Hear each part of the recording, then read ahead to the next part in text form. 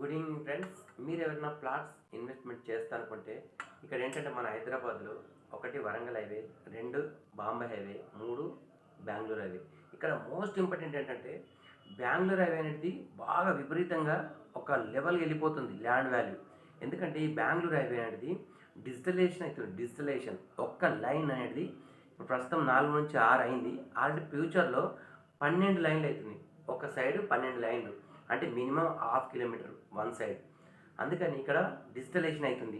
ఒక కార్ కానీ, బైక్ కానీ, ట్రక్ కానీ, బస్సు కానీ ఎంత స్పీడ్లో పోతుంది అనేది ఫ్యూచర్లో డిజిటలైజేషన్ ఏ విధంగా వెళ్తున్నాయి బండ్లు, క్రాసింగ్ ఏంటి, యూటర్న్ ఏంటి అనేది ఆటోమేటిక్ అప్డేట్ వర్షన్ వస్తున్నాయి.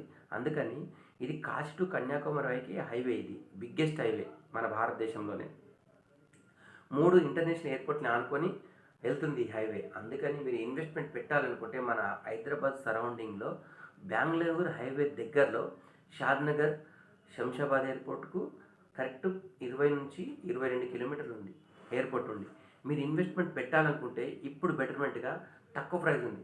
ఇంకొక వారం రోజులలో మన తెలంగాణ గవర్నమెంట్, కాంగ్రెస్ గవర్నమెంట్ ఉంది కదా తెలంగాణది, అందుకని ఇప్పుడు భూముల రేట్లు పెరిగిపోతున్నాయి విపరీతంగా. 20 నుంచి 25-30% పెంచేస్తున్నారు ల్యాండ్ వాల్యూ. అందుకని ప్రైవేట్గా కూడా పెరిగిపోతాయి. గవర్నమెంటే పెంచినప్పుడు ప్రైవేట్ వాళ్ళు కూడా పెంచేయడం జరుగుతుంటుంది. అందుకని మీరు ఇన్వెస్ట్మెంట్ పెట్టాలనుకుంటే ఈ బెంగళూరు హైవేకి పెట్టండి. ఎందుకంటే ఇది పెద్ద లైన్ అవుతుంది. ఒక సైడు 12 లైన్లు, ఇంకో సైడ్ 12 లైన్లు. ఓకేనా ఫ్రెండ్స్, ఇది డిజిటలైజేషన్ అవుతుంది. డిజిటలైజేషన్ ఒక కార్ కానీ, బైక్ కానీ, ట్రక్ కానీ, బస్ కానీ ఎంత స్పీడ్లో వెళ్తుంది అనేది ఆటోమేటిక్గా మీకు ఆన్లైన్లో డబ్బులు కట్ అయిపోతుంటాయి ఓవర్ స్పీడ్లో పోతగిన. ఆ విధంగా అవుతుంది. కాబట్టి మీరు ఇన్వెస్ట్మెంట్ పెట్టాలనుకుంటే ఈ బెంగళూరు హైవేకి పెట్టండి, చాలా బెటర్మెంట్ ఉంటాయి. ఎందుకంటే మన ఇంటర్నేషనల్ ఎయిర్పోర్టు దానికి దగ్గరలో ఉంది. కాబట్టి అదే హైవేలో మీరు ఇన్వెస్ట్మెంట్ చేస్తే ఇప్పుడు 15 నుంచి 20 లక్షలు ఇన్వెస్ట్మెంట్ చేస్తే మీరు బ్యాంకులో పెట్టే బదులు అవే డబ్బులు ల్యాండ్ మీద పెట్టండి. చూస్తున్నారు కదా 2001లో మన 2001 1999, 2001, 2000 హైటెక్ సిటీ మొత్తం ఒకప్పుడు ఇట్లుండే అడవి ప్రాంతం ఉండే. కరెక్ట్ 2021లో అడవి ప్రాంతం లాగా ఉండే. అదంతా చుట్టుపక్కల మొత్తం గవర్నమెంట్ ల్యాండ్ ఉండే. మన చంద్రబాబు పరిపాలించిన తర్వాత టీఆర్ఎస్ గవర్నమెంట్ వచ్చినాక ఆ ల్యాండ్ మొత్తం ప్రైవేట్ వాళ్ళకు అమ్ముకోవడం జరిగింది. అది గవర్నమెంట్ ల్యాండ్ అని 90% జనాలకు తెలుసు.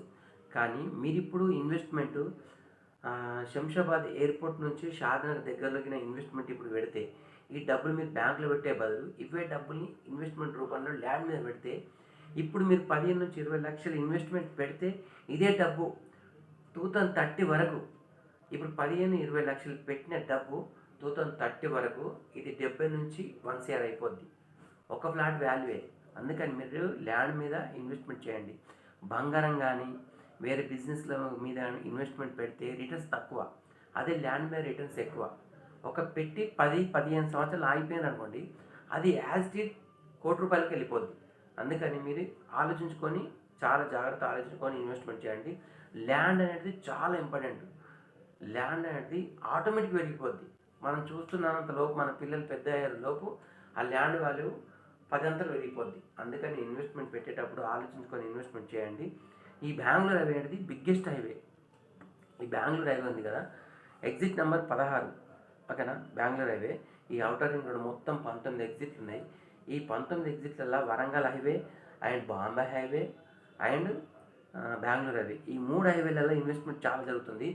ఈ బాంబే హైవేనేమో 3 exit number 3, Warangal highway exit number 9,